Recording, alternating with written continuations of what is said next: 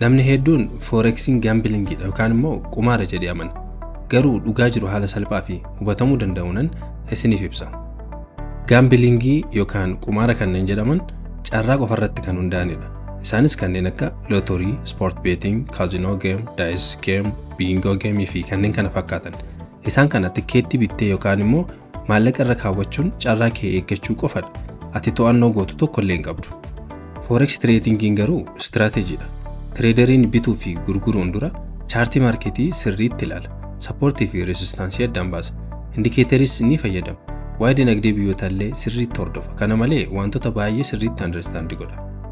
Akka fakkeenyaatti namni tokko EURUSD irratti baay'ee yookaan bituudhaaf dursuun kanneen akka strong support, candle confirmation akkasuma indikeetaroota ni fayyadama.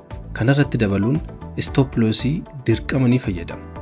Stop loss jechuun amma tikassartullee daangaa kan itti siif godhu jechuudha. Fakkeenyaaf maarketiin bakka nama jiru irratti baay'ee yookaan kan bittu yoo taate maarketiin gara tiyaadirra yookaan siif deemu ta'e profit irra jirta jechuudha.